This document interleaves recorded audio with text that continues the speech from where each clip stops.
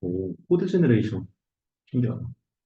이 코드 제너레이션이 쉽게 말하자면 거의 파인 튜닝 같은 그런 느낌이어가지고, 그냥 원래 다른, 게 뭐야. 다른 언어, 그러니까 언어 데이터를 학습한 애들한테 하는 거예요. 근데 파운데이션 모델이 이미 있고, 아, 여기서 그 파인 튜닝 하는 거예요. 기본적으로 여기서 코덱스 얘가 나오는데, 코덱스는 GPT-3 갖고 아마 파인 튜닝 한 걸로 알고 있어.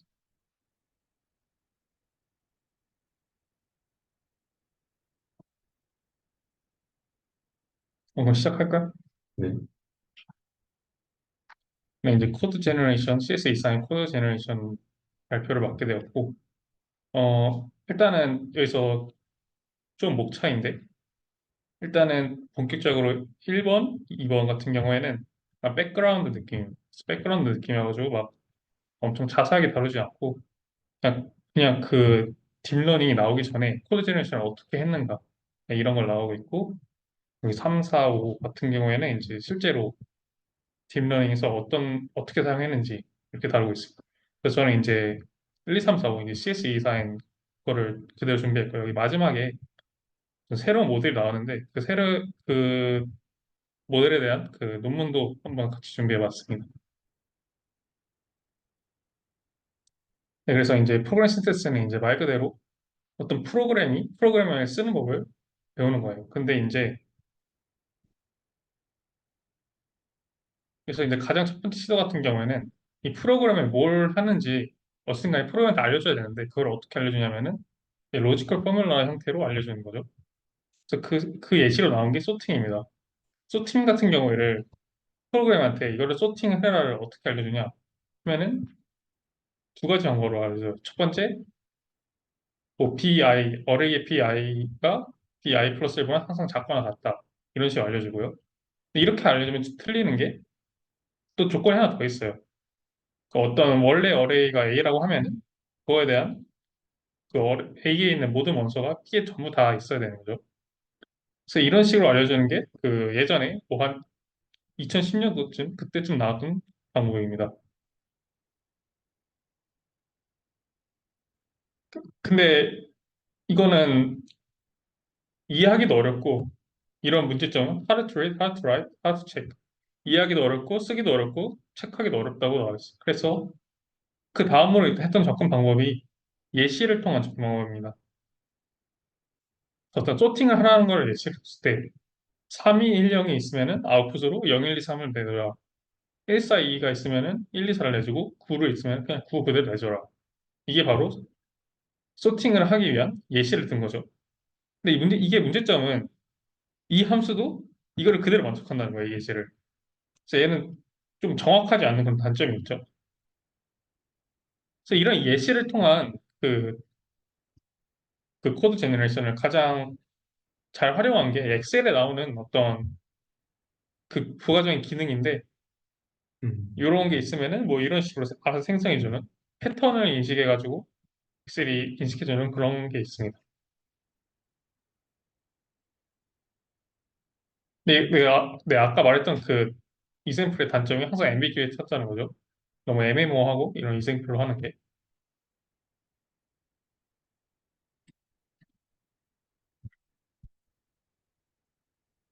네, 그래서 이제 그 다음으로 남은 게 이거를 어떻게, 그다음에 이제 그러니까 인간의 언어 같은 경우에도 사실상 이 모어성이 이미 내재되어 있다고 합니다. 그걸 이제, 그러니까 그 언어학적으로 이제 RSA, 그러니까 Rational Speech Act라는 걸로 어떤 확률적으로 접근해서 이 모어성을 평가한다고 합니다. 이제 여기서 나오는 게 그 예시를 보면은 바로 이해할 수 있는데요. 그래서 My friend has glasses라고 있습니다. 이제 세 명이 있는데 여기서 말하는 그 My friend는 이 세 명 중에서 어떤 것일까요? 그래서 이제 사람은 이제 리스너는 2, 3이라고 생각을 합니다. 음. 사실 근데 이 사람도 글래스가 있기는 하거든요.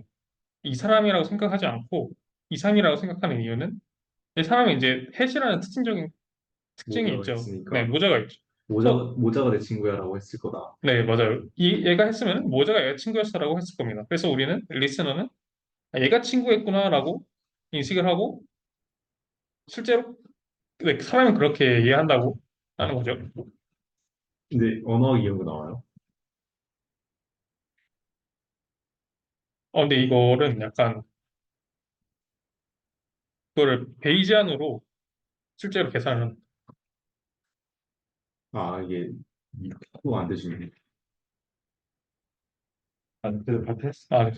이렇게 말해. 이게 안 되죠. 그래서 여기서 나온 게 여기서 이제 베이지안을 어떻게 쓰냐면은 일단 이 L0 같은 경우에는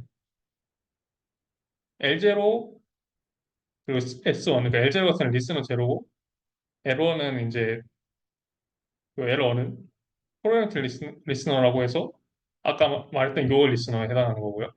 S1은 요 스피커에 해당하는 건데 다 뭐 확률을 베이지안을 이용해서 이렇게 계산을 하는데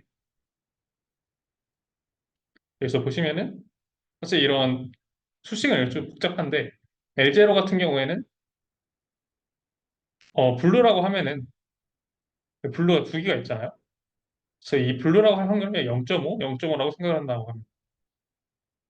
근데 아까 말했던 그 글래스 있죠. 그 친구가 글래스라고 한 거. 그걸 따지면은 예를 들어서 블루라고 하면은 여기서 사람들이 블루라고 말했을 때 얘가 실제로 블루일까 하면 얘가 블루라고 하면 사람들은 얘가 블루라고 생각을 합니다. 왜냐면은 얘가 블루라고 했을 바에는 그냥 차라리 얘가 서클이다라고 말했겠죠. 그렇기 때문에 얘에 더 높은 확률을 준다고 사람이 그렇게 했고 실제로 요 수식을 통해서 계산을 봐도 요 확률이 0.6으로 음. 실제로 사람의 그 직관, 사람이 이해하는 방식과 비슷하다고 합니다. 그래서 이 RSA 스타일로 프로그램을 만들어서 뭐 했다는 결과가 있습니다. 오. 비교 대상이 있고 없고의 차이를 집어넣은 건가? 그런 맥락을. 그래서 그것까지는 제가 잘 이해를 못하는데 그냥 여기서 그냥 가볍게 이렇게 하고 있다 하고 바로 넘어갔어요. 음. 그러니까 어쩌 약간 좀 인트로덕션 느낌이어가지고 여기는. 이건 안 쓰고 있는 거가요. 근데 2020년 논문 이거 보면 또 되는 것 같기도 하고. 근데 프래그매틱이라고 한 거 보니까, 그러니까 저게 네, 블루의 그 뭐라지 세맨틱 의미에는 전혀 없는 거잖아. 그 네, 뭐라지 파란색, 초록색 그 사각형도 옆에 있다는 거는 블루라는 단어에 전혀 들어있지 않은 의미인데 네, 지금 이 컨텍스트에 주어진 새로운 그 활용론이 그걸 말하는 거거든요. 단어 자체에 들어있는 의미라기보다. 네. 그걸 더 넓혀서 보는 그렇죠, 그렇죠. 활용. 그래서 그거를 고려하는 방법에 대한 얘기로 저는 이해를 하고 있는데 음, 고려를 어떻게 했다는 건지 네, 약간 어떻게 했는지 좀 이해가 안 되세요. 베이지안으로 했다는 것 같은데 아니, 그 이상으로 잘 모르겠어요. 무언가 베이지안. 아무튼 베이지안.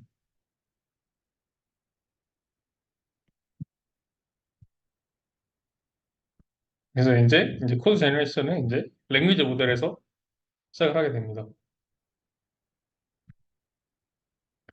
그래서 GPT-3를 이용해서 랭귀지 모델을 진행한 거고 이제 GPT-3 같은 경우에는 3.5가부터는 이제 MOE라고 하죠. Mixture of Experts.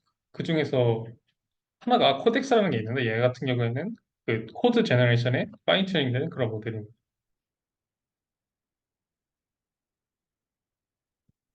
그래서 이제 코드 제너레이션을 할 때 네, 이러한 그 평가를 어떻게 했냐면은 원래 그냥 일반적으로 그런 평가 방법들 있잖아요. 뭐 랭귀지 모델 할때뭐 블루 스코어라든지 근데 여기서는 코드 제너레이션에서는 그런 평가 방식을 쓸 수 없다고 합니다. 왜냐면은 예를 들어서 코드 제너레이션 할 때 토큰 하나가 살짝 바꾸면은 뭐 블루 스코어나 이런 거에는 사실 큰 차이가 없거든요. 근데 그렇죠. 여기서는 아예 실행이 안 되게 나죠. 그쵸. 그래서 얘 같은 경우에는 코드 제너레이션 같은 경우는 뭐 블루나 이런 원래 그 LLM 방식으로 할 수 없고 실제로 뭐 얼마나 맞췄는지를 해야 되는데 이 맞췄는지를 평가하기 위해서 휴먼 이벤이라는 데이터셋을 얘네들이 직접 만들었다고 합니다. 음, 네, 그리고 이제 어떻게 평가하냐면은 패스 at K라는 건데 샘플 K개를 뽑아서 K개를 다 실행했는데 좀 적어도 K개 샘플 중에서 적어도 한 개만 맞췄다 하면은 맞은 걸로 치는 거예요. 어, 그럼 하나 맞춘 거랑 두 개 맞춘 거랑 점수 차는 있어요. 없어요. 근데 네, 보면은 평가를 할 때 패스 앳 원이라고도 하긴 하나만 뽑아가지고 평가할 수도 있고 그게 일반적으로 저희가 생각하는 평가 방식인 거죠. 음. 패스 앳 원이. K각 같은 경우는 뭐 100개 같은 거에서 100개 코드 제너레이트 하고 100개 중에서 아, 하나만 맞추면은 K는 뭐예요? 문제가 K예요? K개예요? 아니면은 인풋이 K개인 거예요? 아웃풋이 K인 거죠. 아웃풋이 K개? 네. 근데 그러니까 한 가지 문제에 대해서는 정답 아웃풋이 한 개인 거 아니에요? 그러니까 그게 뭐냐면은 한 가지 문제가 있고 저희가 이제 LLM이 답변을 생성해요. 답변을 생성하는 게 100개라는 거예요. 그때 코드 프로그램 종류가 100개. 했으니까. 아, 코드가 100개를 생성을 하고 음.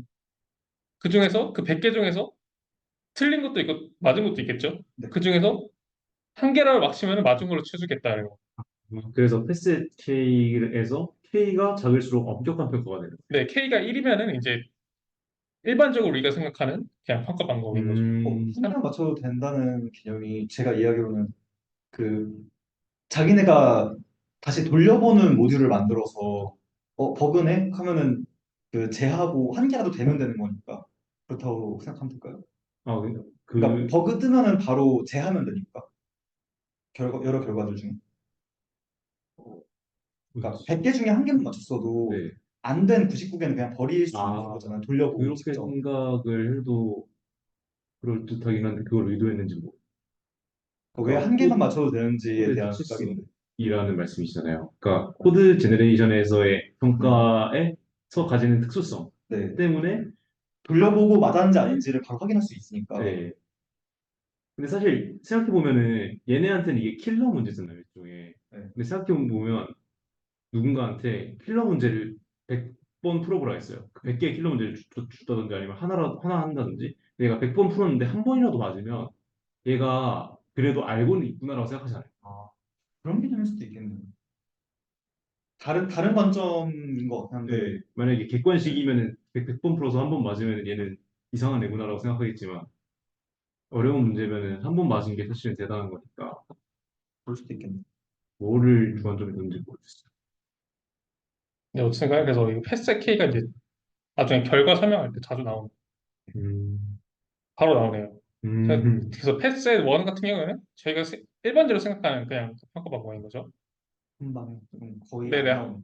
한 번에 생각하는 GPT-3 같은 경우에는 뭐 패스 레이트가 거의 0%입니다. GPT-3 음. 모든 것에서 다 하고 코덱스는 이제 그나마 코덱스 같은 경우는 그나마 좀 이제 높아지죠. 아, 코덱스는 누가 만든? 요 페이퍼 있잖아요. 코덱스 페이퍼. 아, 첸 엘더의 그 프로포징 모델인 거예요? 얘가 GPT-3에 들어간 모델. 그 아, GPT-3에 파인 튜닝한 모델. 그리고 아마 제가 알기로는 GPT 3.5에 얘가 들어간 걸로. 탑재가 된 거예요, 그게. 아, 네, 아마 탑재됐을 거예요. 제가 알기로.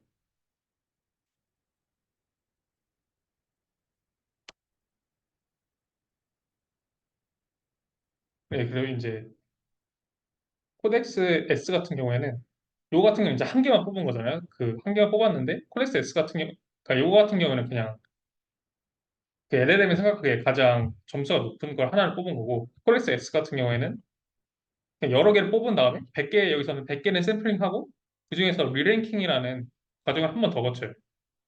그래서 그 100개 중에 샘플 중에서 또 한 가지를 또 뽑는 거예요. 그런 음, 식으로 했다고 합니다.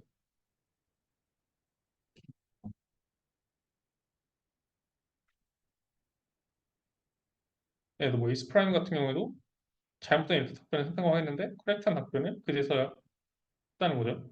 이스프라임이 소수인지 아닌지 리턴하는 건 함수인데 이건 다 잘못된 함수고 음, 뭐 이런 어, 예외 케이스 같은 거 있는 거죠. 뭐 소수했을 때 뭐 1 포함하냐 안 포함하냐 이런 거 그런 거 있으니까. 그리고 이제 이거 샘플링 할 때 이 템퍼러처라고 하면은 이 아마 그 시스 이사는 제가 예전에 여기서 들었던 걸로 기억해요. 그 소프트맥스에서 할 때 템퍼러처로 나눴습니다. 그 마지막 프로그램. 그래서 템퍼런츠가 낮을수록 로우 템퍼러처라는 거는 그 이 T라는 값이 일보다 작은 건데 그러면 이제 소프트맥스의 요 확률 분포가 좀 더 평평해지는 그런 게 있고 템퍼러처가 이제 높으면은 더 이제 왔다 갔다 하는 더 이제 그러니까 확률이 높은 건 더 높아지고 작은 건 더 작아지는 그런 게 있는데 그걸로 이용해서 비교해 봤더니 그걸 이용해서 이제 비교했다고 합니다. 근데 여기서는 이제 템퍼러처랑 정확도가 P 커렉트 간에 약간 트레이드 오프가 있었다고 합니다. 근데 이게 네. 그 템퍼러처라는 개념이 물리적으로 더 약간 플럭추에이션이 많다. 그 약간 얘네가 자연방에 움직여갖고 어떤 물리적인 그 기본적으로 정해져 있는 확률의 룰을 극복할 가능성이 높아진다라는 그런 개념으로 쓴 거일 거예요. 템퍼러처. 엔트로피랑 관련돼 네, 있는 거죠. 엔트로피랑 관련. 그러니까 저는 소프트맥스 함수에서 더 세츄레이션이 덜 일어난 상태가 템퍼처 높은 걸로 이해했는데 그렇게 가거든요. 세츄레이션이 덜 일어났다는 그러니까 게. 더 양끝단에 몰려 아, 예, 있으면 그쵸, 템퍼처 낮은 그쵸, 거고 그쵸, 그쵸, 그쵸. 가운데 몰려 있으면은 템퍼처가 높은 거다. 가운데 걸려 있어요. 그러니까 소프트맥스가 1번 마이너스 반대 1이었는데 아니에요? 소프트맥스는 양끝단으로 가는 소프트맥스는 게 더 그 몰려 있는 거 아닌가? 양끝단으로 가는 게. 소프트맥스는 소프트맥스가 좀 0부터 더, 1까지. 0부터 1까지. 소프트맥스가 좀 더 펴진 거야. 그러니까 펴진 그러니까 게, 펼쳐지는 게 세츄레이션 일어나는 거예요. 아, 그렇죠, 그렇죠. 그게 더 템퍼처가 낮은 거. 네, 그러면 예. 이게 그러면은 비슷하게 이해한 거. 소프트맥스가 인풋이 마이너스 무한대부터 무한대로 나오고요. 네, 네, 맞아요. 그거를 이제 1, 그거를 이제 1, 0부터 1까지 하는데 마이너스 무한대는 확률이 0에 가깝도록 나오고 그쵸, 그쵸. 무한대는 1에 가깝도록 나오는 거죠. 네네.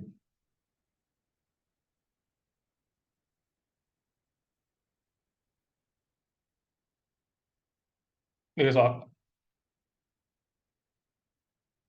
근데 여기서 이제 100개를 예를 들어서 아까 했던 게 뭐 패스 100이라고 하면은 100개 초이스를 유저가 전부 다 할 수 없잖아요. 그래서 대안으로 한 게 근데 그 샘플을 이제 조금만 하다던가 그럼 아니면 이제 두 번째 대안하는 게 K겔에서 샘플하고 다시 그 리랭킹을 한다는 그겁니다. 그리고 이제 오라클은 이제 그러니까 여기서도 오라클이라는 게 나왔었는데 이 가장 좋았었죠. 이 오라클이 히든 테스트에 대해서 하고 그 히든 테스트에서 실제로 프로그램 돌린 다음에 거기서 이제 전부 다 패스를 하면은 그러니까 테스트 케이스에 대해서 다 맞으면은 이제 그거를 리턴하는 그건데 100줄이네요. 네, 여기서 백중 같은 거 푸는 것도 나옵니다. 나중에. 아, 진짜요? 네. 근데 오, 그건 다른 모델인데 이제 그 알파 그거 만든 데 있잖아요. 딥마인드가 맞았잖아요. 네. 그래서 알파 코드였나 그랬을 거예요. 아, 그러면은 오라클 방식을 사용하면은 그 만약 그러니까 제네레이션을 여러 개 한 다음에 통과시키는 건 전부 다 엔드 유저한테 보여준다는 거예요. 통과되는 거. 근데 일단 여기서는 이렇게 나와 있는데 그러니까 이 랭킹 휴리스틱스라는 지표인데 패스 레이트가 패스 레이트가 그냥 평가했다는 거 아니에요? 이 모델의 퍼포먼스를 평가를 할 때 지표로 사용했다라는 그 패스 레이트 아니에요? 그러니까 오라클이 랭킹 시스템에 대한 얘기가 아니라 그냥 이건 모델인 거고 얘네들이 각각 랭킹을 이렇게 사용했다는 거고. 근데 여기 오라클도 여기서 보면은 오라클 랭킹이라고 릴랭킹이라고 나와 있긴 하거든요. 근데 제 생각에는 오라클 릴랭킹이 뭘 뜻하냐면은 히든 테스트 통과한 것 중에서도 다시 릴랭킹을 한 것 같아요. 음, 여기는 그냥 릴랭킹을 한 거고 아, 그쵸. 통과한 거 중에 랭킹 하는 게 듣기로는 제일 뭐라지? 고급 코드를 만들어내는 방법인 것 같고 그런 건가? 음. 그리고 그 다음에 이제 또 다른 태스크인데 아까 같은 경우에는 덕스트링 그뭐 덕스트링 이제 함수에 관한 설명 있잖아요. 거기서부터 이제 코드 제너레이션을 만든다면 이제 반대로 그 코드를 알고 있을 때 그거에 해당하는 덕스트링을 한번 만들어 보자. 약간 이런 태스크에 대해서 한번 파인팅을 해봤는데 코드 읽는 거예요, 이거는. 네 맞아 코드를 이해하는 거죠 어떻게 보면. 근데 여기서 약간 말도 하기도 했는데 GPT가 랭귀지 모델이 지금 못하는 게 코드, 약간 추론 같은 거 잘 못하잖아요. 네. 이 코드에서 인풋이 어떤 함수를 주고 얘가 인풋이 뭐였을 때 그 아웃풋을 내봐라고 하면은 GPT 그걸 잘 못한다고 하요. 그 음. 코드를 읽는 거, 이해하는 거 그걸 잘 못한다고 하는데 제너레이션 반대로 잘하는데 약간 그래서 이제 보면은 잘 못하거든요. 결과를 보면은. 근데 여기서 어떻게 했냐면은 근데 이런 같은 경우는 데이터셋이 없어요. 왜냐면은 상시적으로 덕스트링을 쓴 다음에 코드가 나오지 코드가 있고 그에 대한 덕스트링이 없잖아요. 그 그죠. 여기서는 이제 기터브 같은 걸로 학습한 아, 건데 위드미 같은 걸로 해요. 그러니까 기터브에 있는 오픈 소스 코드를 학습한 건데 그런 게 없으니까 여기서는 이제 인버팅 했다고 합니다. 그러니까 이제 코드가 먼저 나오고 덕스트링 맨 밑에 나오고 하는 방식으로 그런 음. 식으로 해서 코렉스를 이제 했는데 오히려 더 작게 나왔어요. 결과가 그런 식으로 파인튜닝 한 게 아, 일반적인 코덱스보다 더 작게 나왔어요. 그러니까 약간 자기가 그 코드를 생성하고 자기 답으로 보라고. 그러니까 트레이닝은 이제 그 네. GitHub에 있는 걸로 한 거죠. 아, 그, GitHub에 있는 거를 이제 덕스트링 순서를 바꿔서 그거에 대해서 파인튜닝 했는데 파인튜닝 한 게 오히려 더 그냥 안 한 거보다 더 안 좋게 나왔다. 이렇게 나오고 있어요. 네, 그래서 로우 퍼포먼스에 나왔다 이랬죠. 반대쪽은 더 성능이 안 좋았다. 이렇게 나왔다. 오, 그래서 이제 제가 말한 그 백준이 이 알파 코드 그 디마인드에서 알파고 만들었는데 그 느낌으로 알파 코드라고 하고 만든 것 같습니다. 이거 같은 경우에는 일단 그 전반적인 얘도 어떻게 보면 GPT를 쓴 거잖아요. GPT는 이제 트랜스포머 기반인데 이게 똑같이 그냥 트랜스포머 기반입니다. 근데 좀 다른 점이 있다면은 뭐 멀티컬리 어텐션이라고 좀 더 그 효율적인 샘플링을 더 빠르게 할 수 있는 거를 사용을 했습니다. 왜 빠르게 했는지 뒤에 보면 아실 거예요. 왜 빠르게 네. 그리고 이제 또 다른 그래서 프리트를 이제 어떻게 했냐면은 이제 GitHub 코드에 대해서 했고 그 MLM이 그거잖아요. 그 마스터 랭귀지 모델 그 버트 할 때 나왔죠. 네. 그걸로 프리트레인을 한 다음에 파인팅을 사용했는데 파인팅 같은 경우는 이제 아래를 사용했어요. 여기서는 골드라는 건데 그 무슨 냐면은 그래서 테스트 케이스가 여러 개 있잖아요. 테스트가 여러 개 있어요. 근데 그 중에서 보통 다 맞아야지 맞았다고 하잖아요.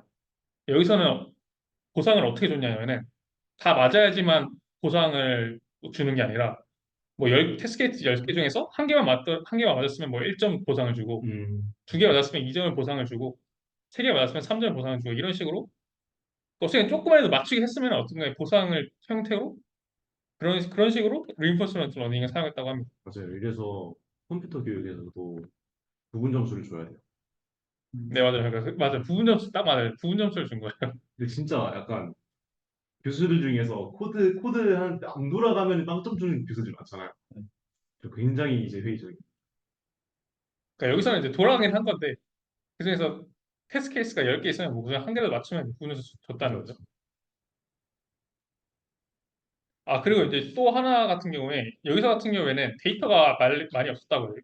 왜 없었냐면 파인튜닝 같은 경우에는 실제로 대회에서 백주 같은 데서 실제로 제출한 코드를 바탕으로 학습을 한 거거든요. 여기 코드 보스 써 있네. 네, 코드포스 저도 몇 번 해봤는데 네, 거기서 해봤는데 거기서 학습했었는데 문제는 거기서 한 데이터가 많지가 않다는 거예요. 여기서 뭐 깃허브 같은 경우는 코드가 되게 많을 거 아니에요.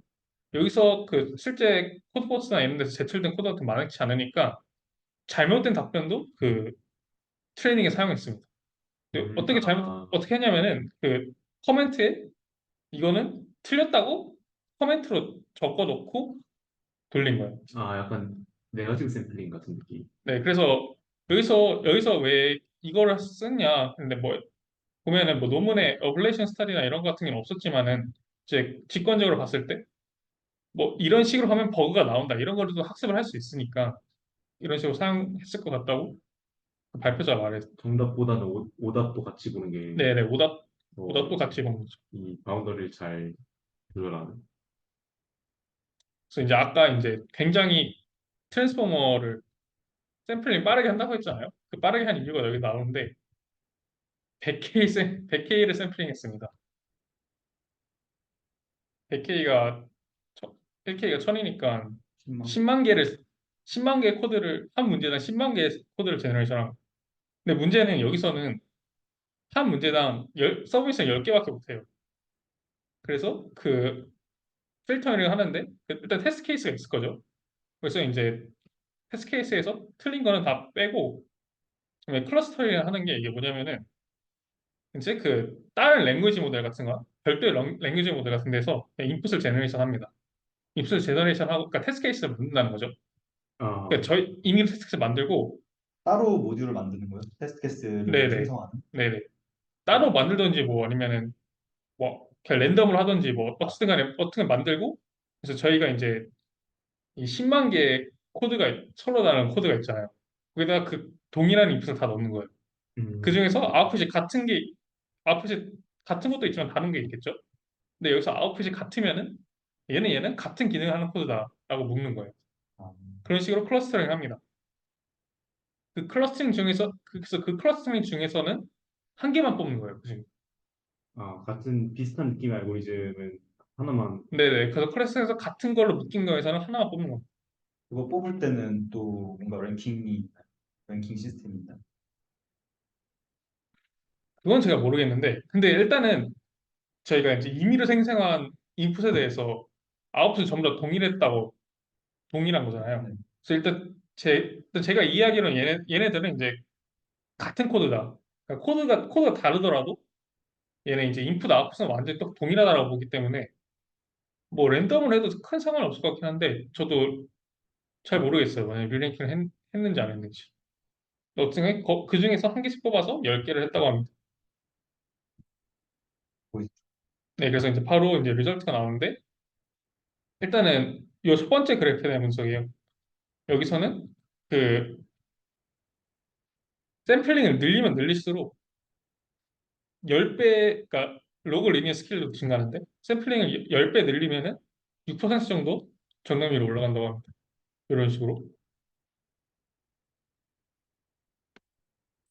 네, 그리고 이제 전반적으로 성능을 보냐면은 얘 같은 경우에는 이제 너비스 프로그래머가 풀맘스에서 2호 정도 몇 달에서 몇 년 정도 이제 트레이닝 한 그 정도의 수준까지 나왔다고 합니다. 음, 그래서 보면 이제 트레이닝을 더 많이 할수록 정, 정렬도 더 올라가고, 네, 뭐 K도 늘릴수록 더 늘어나고 이런 식으로 다 증가하는 걸 볼 수 있어요. 근데 아래 속도가 로그인 거죠? 네, 그 X가 로그고 Y가 그 리니어인 거죠? 네, 이러면 안 돼. 생각보다 꾸준히 올라가길래. 네. 그래서 다 로그리는 스케일로. 그래서 이제 왜 10만 개나 그 샘플을 했는지 보면은 이런 식으로 진짜 늘어나니까 10만 개를 한 거겠죠? 사람들이. 그리고 이제 여기서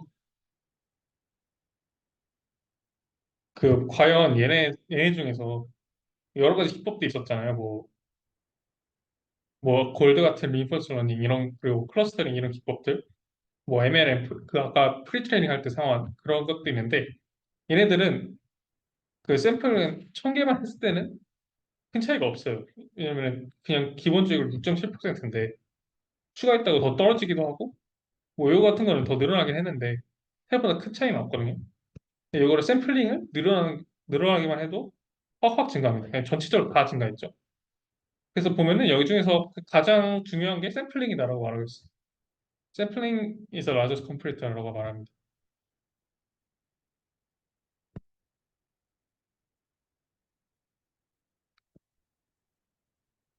근데 여기서 사람이 잘하는데 여기서 좀 못하는 게 있는데 사람 같은 경우에는 뭐 X라는 프로그램을 솔브하고 Y라는 프로그램을 말하고 하면은 솔직히 말하자면 그냥 X를 한 다음에 Y를 한 다음에 그대로 X를 먼저 하고 그 밑에 Y를 복붙하면은 그죠? 되는 거잖아요. 근데 문제는 LLM은 이걸 못한다고 해요. 이게 두 개만 돼 있어도 떨어지고 음, 뭐 한 5개 정도 이겨 붙이면은 0%인 거 나오죠. 그래서 이런 한계점이 있다고 말합니다.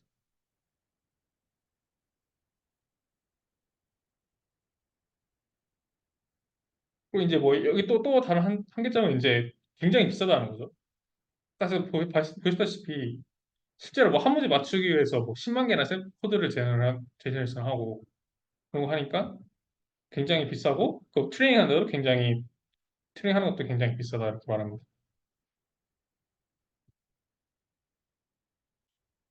아 그리고 이제 아까 말했던 게 있는데 예를 들어서 예시를 들을 때 1, 3이라고 하면은 1, 2, 3을 리턴하라 그러면 이제 일반적으로 사람은 이거는 소팅이라고 생각합니다.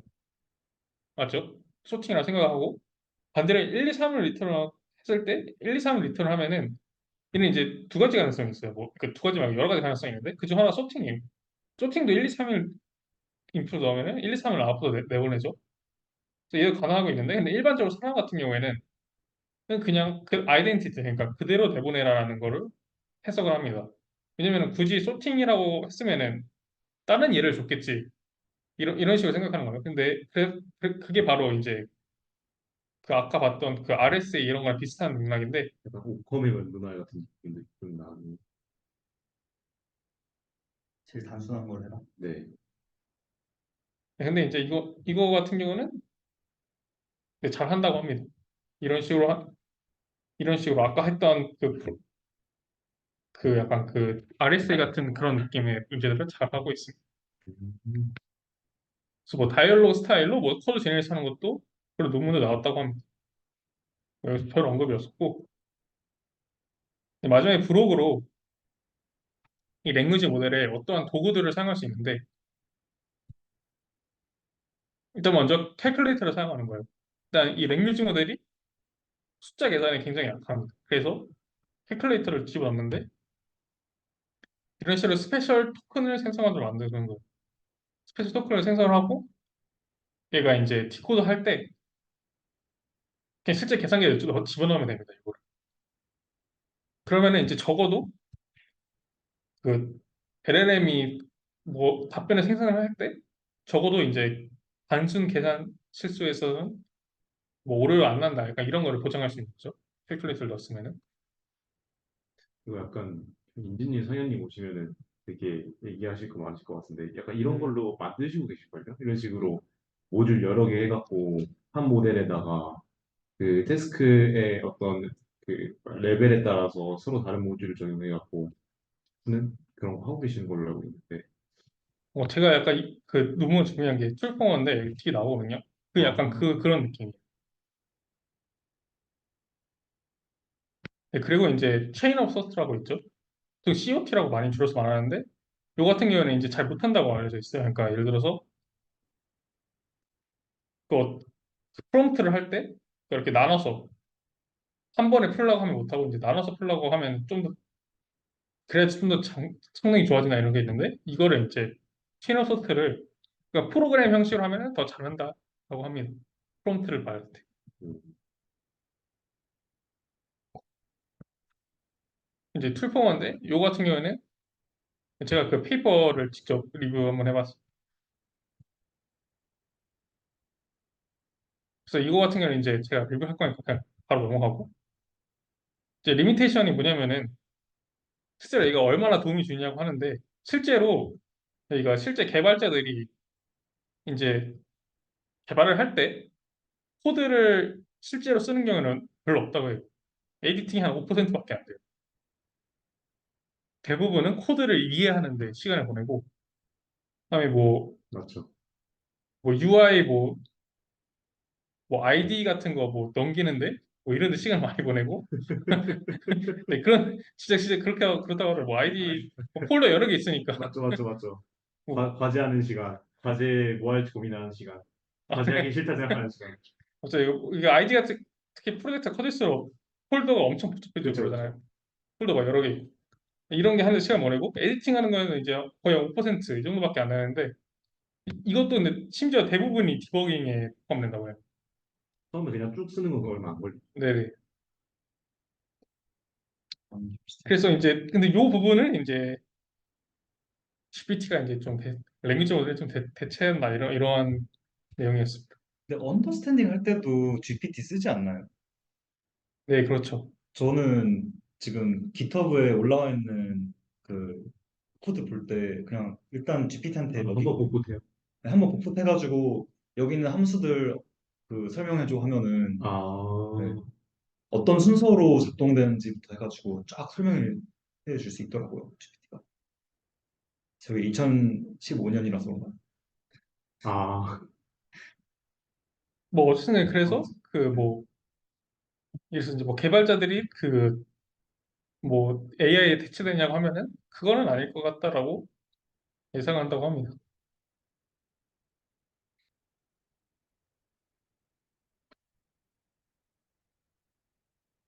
그리고 뭐 이제 사실 뭐 별 얘기 없습니다. 이제 뭐 디버깅이 뭐 중요하고 뭐 좀 해가지고 이제 바로 그 제가 이제 준비한 요 툴포머 있죠. 네. 요 페이퍼를 우리가 해봤는데 페이퍼는 이제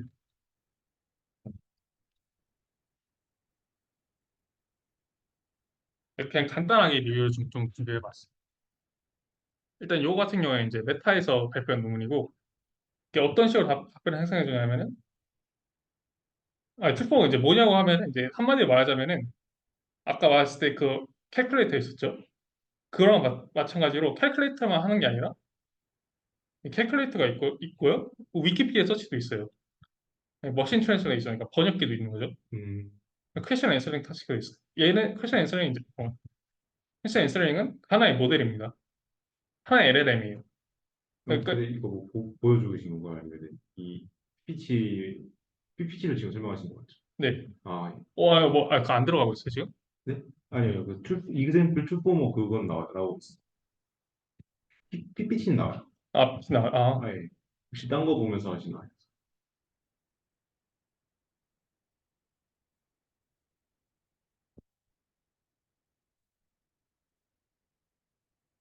네. 그래서 아, 예. 네, 이런 식으로 하는 건데 그럼 이게 다 그냥 API라고 말하면 돼요. 이 종류를 그냥 API 형식으로 했다. 그래가지고 실제로 이 API를 사용해서 그 답변을 생성하는 거죠. 그래서 이제 어프로치를 어떻게 했냐면은 이 AC, IC, 그러니까 AC 요거 있죠. AC하고 IC를 하나의 이제 투표로 정해가지고 그 AC 같은 경우는 API 이름, 이 IC 같은 경우에는 그 API로 넘겨줄 그 파라미터라고 해야 되나요? 그 인풋들을 하나 정의합니다. 그 이제 이걸 어떻게 또 바꾸냐고 하면은 여기서는 이제 리니어라이제이션이라고 하더라고요. 이 앞에다가 API라는 토큰을 붙이고 이제 뭐 HTML처럼 이제 끝나는 토큰도 있죠. API 끝나는 토큰이 있고 이 화살표라는 토큰이 있습니다. 이게 뭘 뜻하는 토큰이냐면 그러니까 얘네 세 개 같은 경우에는 스페셜 토큰이에요. 그러니까 뭐 일반적으로 이제 LLM 같은 경우에서는 단어 하나당 뭐 토큰으로 매칭이 되잖아요. 여기서 같은 경우에 그거 외에도 이제 그 API 시작, API 끝, 그리고 API 결과를 나오기 전에 해당하는 그 토큰 그 세 가지 토큰을 하고 이 R 같은 경우는 이제 리절트입니다. API의 실제 리절트, API 답변 이런 식으로 문제를 정의했고요. 이제 요거 같은 경우에는 이제 학습을 어쨌든 간에 파인 튜닝을 해야 될 거 아니에요. 그래서 이제 학습을 할 때 API를 콜하는 방법을 학습을 해야 되잖아요. 그러니까 API를 어떤 식으로 이 상황에서 어떤 API를 쓰고 이 API에서 인풋으로 어떤 걸 주겠다라는 거를 학습을 해야 되기 때문에 그거를 학습하기 위한 데이터 어그멘테이션을 진행한다고 합니다. 그래서 이제 여러 가지 단계가 있어요. 처음에는 이제 그냥 일반적인 데이터셋이 있으면은 API 콜을 샘플링 하고요. API 콜을 실행을 하고 그다음에 이제 필터링을 한 다음에 그것을 데이터셋에 추가해서 데이터베이스 그 원래 기존에 X라는 그 기존의 데이터가 있었으면은 X 스타라는 새로운 데이터셋을 만들어서 데이터 어그멘테이션을 진행했다고 합니다. 여기다 이제 디테일은 뒤에 바로 나옵니다. 처음에 샘플링 AI 요거죠. 첫 번째 단계. 여기서는 이제 네, 여기서 그 API를 어떤 걸 선택해서 샘플링 한 건데 요 같은 경우에는 그 데이터셋을 어떻게 했냐면은 어 한마디로 말하자면은 랭귀지 모델의 프롬프트로 넣은 거예요. 데이터셋 생성할 때. 그래서 이제 여기 있죠. 이런 식으로 프롬프트를 주고 랭귀지 모델한테 그 덕분에 생성하라고 하는. 그러면은 이제 얘네들 이제 알아서 생성해줘요. 이거를 이거를 이렇게 사용한 거죠. 데이터를 이렇게 얻은 거죠. 그러니까 뭐 사람이 직접 레이블링 한 게 아니라 그러니까 GPT가 레이블링 했다고 보시면 이해하면 될 것 같아요. 음, 그러니까 랭귀지 모델한테 데이터셋을 만들어달라고 이런 식으로 프롬프트를 잘 조작을 해서 만들어놨다고 한 겁니다. 이런 식으로 API 샘플링하고 다른 데가 이제 execute API 콜인 거죠. 근데 이거는 뭐 그냥 그대로 execute 하면 됩니다. 그래서 뭐 별다른 얘기가 없고 필터링 API 콜인데 이 아까 여기서 GPT 그러니까 뭐 랭귀지 모델에서 생성한 이 요런 데이터셋 있잖아요. 이거를 전부 다 쓰는 게 아니라 필터링을 해서 씁니다. 근데 어떻게 쓰냐면은 일단 크로스 엔트로피 로스를 쓰는데 크로스 그 두 가지 로스를 정해요. 첫 번째는 li 플러스라는 건데 요 같은 경우는 웨이티드 크로스 엔트로피 로스인데 CI가 그거였죠. 그 API RI는 그 API가 답변한 그 출력 리절트였습니다. 그거를 이용했을 때 로스를 계산하고 또 반대로 li 마이너스는 이 엡실론의 엠티 스트링이에요. 그러니까 아무것도 API를 콜하지 않았을 때 엠티 스트링 이 로스와 이제 API는 콜을 했는데 API가 그 결과를 안 내준 경우, 답변을 안 준 경우에 로스를 계산해서 네, 그런 식으로 로스를 계산했어요. 그래서 두 가지 로스를 계산했고 이제 갔을 때 요 로스가 나중에 요게 더 좋아질 거라고 예상을 한 거잖아요. 그러니까 API를 사용하면 더 좋아져야 되는데 어떻게 필터를 했냐면은 더, 더 좋아졌으니까 그 일정한 스레시홀드를 정해가지고 또 얼마나 더 좋아졌는지를 체크를 해서 네, 정합니다. 그래서 이거를 만족하는 경우에만 네, 그 API 그거를 실제로 데이터셋에 넣었다고. 그 li 마이너스 어떤 의미를 가지고? 그러니까 이거 같은 경우에는 이제 API를 안 썼을 때의 로스고요. 그럼 API 썼을 때의 로스인 거죠. 그래서 이 왜 미니멈을 주게요? 요거 같은 경우에는 그 두 개가 있는 건데 API를 콜하지도 않았을 때 로스랑 API는 콜했는데 결과를 안 내뱉었을 때 로스 중에서도 음, 더 작은 걸 한 거죠. 음. 아, 예. 그래가지고 요거 해당하는 거는 이제 제외한다라고 이해하시면 됩니다. 아, 그런 거는 이제 다 필터링해서 없애버리고 그러니까 이제 API를 콜했는데 API 콜했다가 무조건 좋아지는 걸 선택한 게 아니고 좋아지긴 했는데 어느 수준 이상 좋아진 것만 썼다고 하는 거죠. API를 콜했을 때 트레이닝 했을 때. 그래서 이제 이거 같은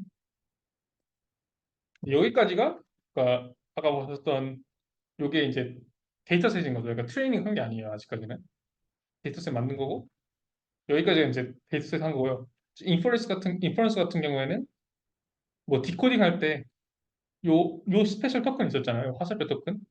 이 화살표 토큰이 이때 나온 건데 얘가 나오면은 이제 인터럽트가 걸려서 실제 그 아웃풋을 API 콜을 실제로 넣고 넣으면 된다. 이런 식으로 말했습니다. 인퍼런스 할 때는 그런 식으로 진행했습니다. 네, 그래서 그리고 이제 말을 안 드렸는데 다행히 여기서도 파인튜닝 똑같이 했습니다. 그래서 데이터 오그멘테이션을 하고 파인튜닝을까지 한 거고요. 인퍼런스는 이런 방법을 하는 거고 이제 여기서 같은 거는 이제 어떤 API를 사용했냐고 하면은 퀘션 앤서링 API 내용이 퀘션 앤서링이라고 하면은 요 같은 경우에는 그 퀘션 앤서링은 이제 랭귀지 모델입니다. 아틀라스라는 랭귀지 모델이고요. 음, 그 레그 아시나요? 네, 레그 아시나요? RAG? 네, 네. 그게 들어간 모델이라고 보시면 돼요. 어, 그래서 퀘션 앤서에 최적화된 그런 모델이라고 보고 위키피디아 서치는 말 그대로 위키피디아에서 서치하는 API고요. 캘큘레이터는 캘큘레이터고 캘린더는 이제 이 엠프 스트링이죠. 엠프 스트링 넣으면은 그냥 뭐 아, 그것도 이로도 중요하겠네요. 막, 뭐, 카톡 데이터 이런 거 하면, 네, 그렇죠. 막, 옷, 그래서 옷이 이거 언제야. 네, 그래서 네, 그렇게 하고 머신 트레이서는 이제 뭐 번역하는 그걸 하는데 그 이제 각각에 대해서 각각 API가 있으니까 얘네들을 전부 다 이제 측정을 합니다. 실험을 합니다. 그래서 실험이 좀 많아요. 실험이 많은데 네, 먼저 일단 데이터셋부터 말씀드리자면 어, 이 데이터셋 같은 경우는 이제 기본적으로 랭귀지 모델에서 얻은 거잖아요. 여기서 스레시홀드를 어떻게 설정하느냐에 따라서 수주가 달라집니다. 트레스가 높을수록 당연히 더 작아지겠죠. 좀 줄어들죠. 보시면 줄어들고 네, 그래서 이런 이만큼의 데이터셋을 샀다고 말하고 있고 이제 API 콜에 따라서 그 다른 스레시홀드를 실험에 사용했다고 합니다. 이제 웨이팅 펑션은 요거는 이제 제가 거의 그냥 지나갔었는데 요 앞에 요거 있거든요. 뭐 로스 계산할 때 그냥 웨이트 텀을 집어넣었어요. 아, 근데 거기서 요걸 하는데 요게 그냥 요런 모양이잖아요. 이렇게 줄어들었다가 0이 그러니까 한마디로 좀 앞에 있는 거에 더 웨이트를 준 거죠. 그거 같은 경우는 네, 그래서 API 콜에 가까운 걸수록 더 그 유용한 API 유용한 거니까 유용하다고 판단해서 이런 식으로 로스를 계산했다고 합니다. 웨이트를 줘가지고 그리고 이제 익스퍼리먼트인데 이제 익스퍼리먼트는 이제 여러 가지 도메인에 대해서 계속 익스퍼리먼트를 진행했어요. 그래서 보면은 툴포머가 쓰지 않는 모델, 쓴 모델이 있는데 그거는 뭐 API를 쓰면 당연히 더 좋아집니다. API를 쓰면 당연히 좋아지고 요 같은 경우에는 그런 거거든요. 그 위키피디아에 있는 내용을 바탕으로 실제로 물어본 거예요. 근데 여기서는 이제 저희 API 콜 중에서 위키피디아를 서치하는 게 있었잖아요. 그래가지고 그거를 껐다고 합니다. 아, 그거 끄고 했다고 합니다. 그랬는데도 더 잘 나왔다. 보면은 뭐 GPT-3 이런 거보다 더 잘 나왔다고 합니다. 이거 GPT-3보다 그 훨씬 모델이 작은데 더 잘 나왔다고 합니다. 근데 끄고 키고 하는 것도 되게 장점이겠네요. 네, 근데 끄면은 사실상 얘가 그냥 라마 쓴 걸로 알고 있거든요. 네. 그냥 사실상 라마랑 근데 거의 약간 비슷한. 어떤 거는 꺼야 될 상황도 있을 수도 있잖아요. 약간 네. 이런 식으로 보는 게 이 맥락상에서 안 맞다던가 하는 거를 꺼야 될 수도 있으니까. 근데 일단 어, 기본적으로 얘가 어떤 API를 쓸지도 학습이 됐다고 하면은 아, 그것도 그러네요. 네. 그러니까 모든 거에 API를 쓰는 게 아니라 네, 얘 API를 쓴다고 생각하는 거에만 학습을 한 거잖아요. 네. 그런 맥락에서 보면은 그런 맥락에서 보면은 항상 일단 다 켜놓는 게, 다 켜놓는 게 더 좋게 나와요. 켜놓는 게 좋게 나오고 그 다른 베이스라인과 비교해서도 가장 좋게 나옵니다. 이거 같은 경우에 이거는 라마 뭐 그 벤치마크라고 합니다. 근데 약간 뭔가 음. 수로 논리 같지 않아요? 어떤 식으로? 막 그 API 만들 때, 네. 막 어그니션 할 때, 앞에, 그니까, 뭐는 뭐다라고 할 때, 뭐는 한 다음에 뭘 껴서 넣잖아요. 아, 근데 그게 약간, 그, 이제, 하나의 개체를 내뱉는 어떤, 한 문장을 이제 주고, 거기서 빼는 것 같아서, 약간 그런 수로 맛에서 논리에서 말하는 함수 같은 느낌도 좀 있고. 그러네요. 재밌네. 근데 저걸 껐다는 게 정확히 어떤 의미인지 모르겠는 게, 그러니까 학습을 시켰는데 만약에, 네, 그러니까 그 위키피디아를 가야 되도록 그러니까 학습이 돼 있는 인풋이 있을 거 아니에요. 그러니까 제가 잘못 이해한 건가? 그러니까 어떤 인풋에 대해서는 네. 위키피디아를 찾도록 학습이 돼 있는 거 맞나요? 그런 거, 근데 그걸 끄면은 그럼 뭐 해요? 그럼 그냥, 원래는 위키피디아 가야 되는데 그냥 무시하고 원래 그냥 단어 자체로 그냥 넣는 거 아니에요?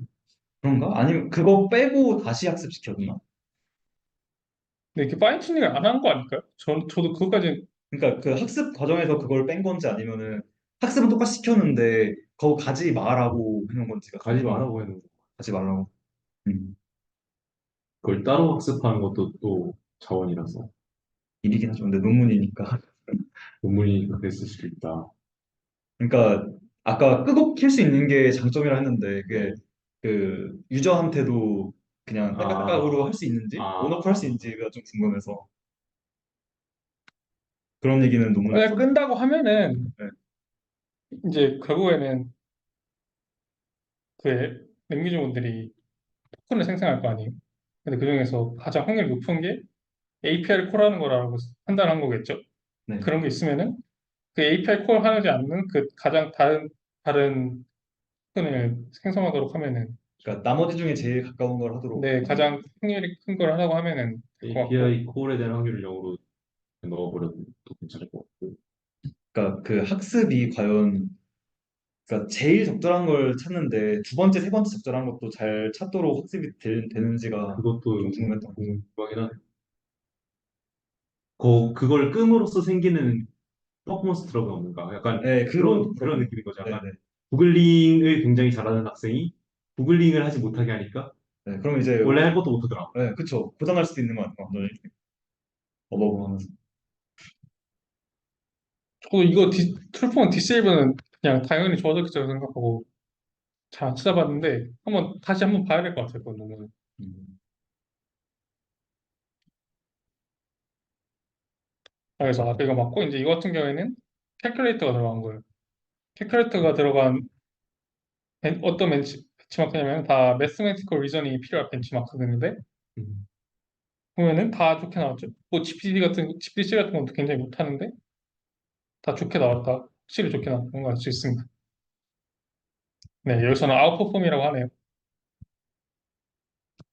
반대로 요 같은 경우에는 그 퀘션 앤서링 데이터셋이에요. 퀘션 앤서링 데이터셋인데 그 나머지 그냥 비슷한 모델 베이스라인과는 중에서는 결과가 가장 잘 나왔는데 문제는 GPT-3보다는 더 못 나왔다고 합니다. 역시 GPT-3보다 못 나왔는데 그래서 이제 못 나온 이유를 여기 논문에서는 이제 두 가지 정도로 제시하는데 일단은 첫 번째로 서치 엔진이 너무 그러니까 우리 트랜스포머의 서치 엔진이 너무 단순하다라고 하는 거예요. 음, 그래서 일단 그 저희가 기본 쿼리가 이제 퀘션인데 퀘션에 그 별로 퀘션과 관련되어 있는 거를 가져와야 되는데 그 구글 서치가 너무 단순해서 약간 관련 있는 걸 잘 못 가져왔다 이렇게 말하기도 하고요.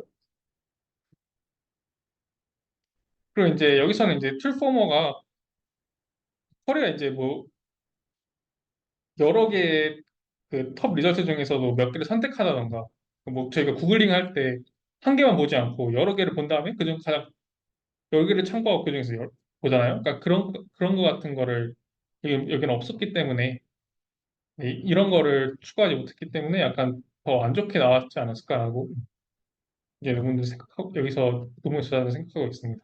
이 영화는 진짜 고구마다 이랬는데 고구마를 위키피디아에 검색해갖고 고구마 내용을 쭉 읽어본 다음에 다시 원래대로 들어가는 그러면은 안 좋아질 것 같아.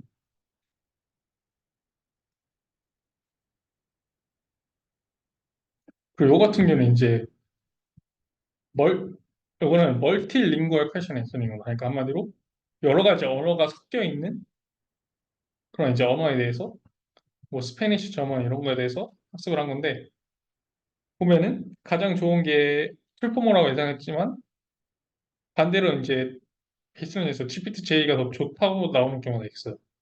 요 같은 경우에서도 이제 이유를 말하는데 GPT-J가 뭐 유럽 이 멀티링구얼 데이터베이스 이미 프리 트레이닝 된 거여가지고 아, 그래가지고 얘가 더 적게 나왔다라고 말하고 있습니다.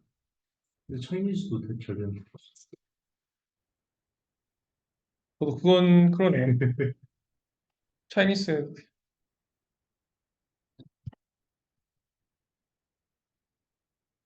진짜 이 유로팔로 스퍼스가 뭔지 모르겠는데 여기서도 차이니스가 들어갈 될것 같지 않아요? 유로하고 팔이 뭔지 모르겠는데 팔이 어디? 사람. 데이터셋 그러니까 뭐 아, 데이터셋 이름 유로팔인데 뭐 어쨌든 간에 이제 그래서 성능이 좀 만족스럽지 않고 나왔고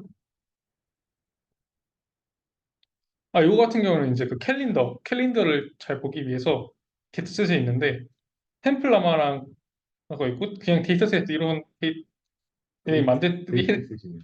얘들이 만든 그냥 데이터 세트인 것 같아요. 이거 같은 경우 이제 예시가 그냥 이렇게 나왔더라고요.